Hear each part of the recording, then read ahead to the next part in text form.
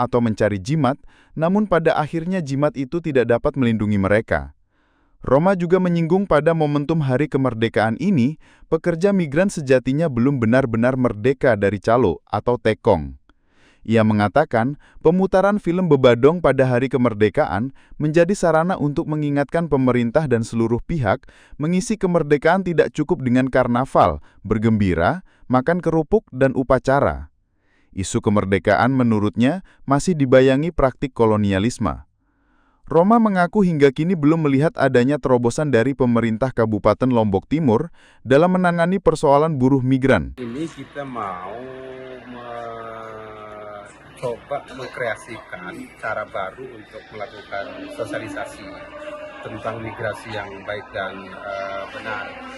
Di samping kita juga ingin melakukan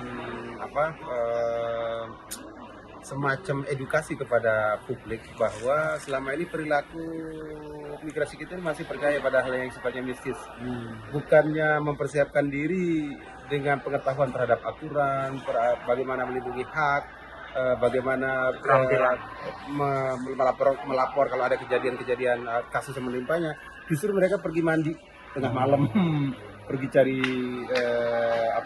azimat yang akhirnya ujungnya seperti yang terjadi seperti di film itu, bahwa azimat itu tidak bisa melindungi dia dari masalah. Artinya adegan di film itu memang dari DMI sendiri ada yang menemukan praktik tersebut.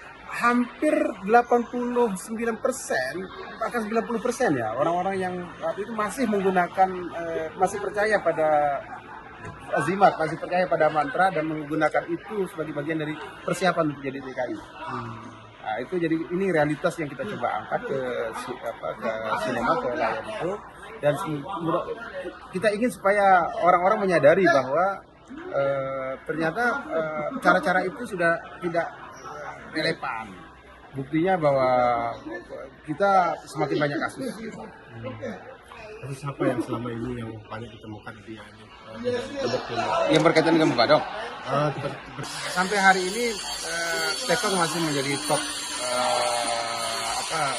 aktor ya, aktor utama dari seluruh masalah yang ditemukan oleh pekerja migran kita, di mana tekong ini tidak diakui, tidak dikenal di dalam terminologi undang-undang, tetapi mereka lah yang raja dari rantai makanan itu, rantai bisnis ini. Mereka berada di sana, mereka aktor utamanya. Jadi karena kita belum bisa memberantas tekong, maka masalah-masalah masih banyak terjadi. 80 tahun Indonesia merdeka berarti belum merdeka. Orang kaya baru, yang paling diuntungkan dan palingan itu adalah mereka. Mereka ini adalah POC-nya, yang paling kaya, dari paling banyak uangnya dibanding pemilik perusahaan resmi sekalipun. Tekong jauh lebih kaya.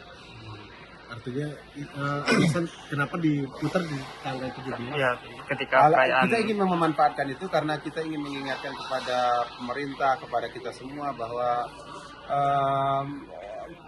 mengisi kemerdekaan tidak cukup dengan berpawai, bergembira, makan kerupuk, dengan apel, tetapi isu kemerdekaan kita masih menyisakan peninggalan kolonial, yaitu perbudakan.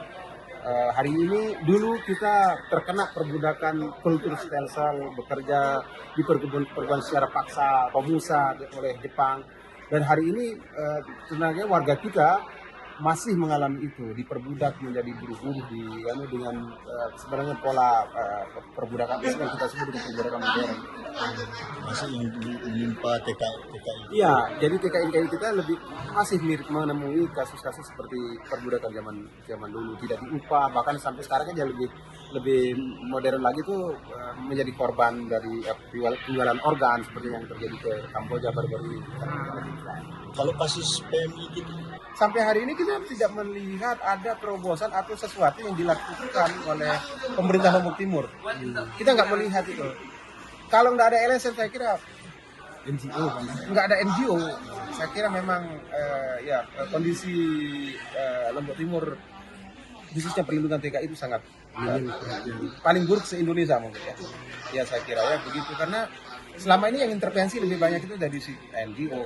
Anda bisa lihat dari postur anggaran, bisa dikonfirmasi ke pemerintah berapa sih anggaran yang Anda berikan untuk perlindungan TKI? Hampir nol. Padahal penyumbang tertingginya nol, tapi mereka tidak memperhatikan itu. Jadi terakhir kita coba mendorong dia, misalnya dorong pemerintah nih yang smart nih, yang Iron sama Edwin ini, untuk kita mau bantu dia untuk bikin kayak semacam rumah aman, shelter untuk TKI. Kita sudah ajukan, kita akan bantu. Kita hanya tinggal pinjam gedungnya, lalu operasional macam-macamnya kita yang biayai.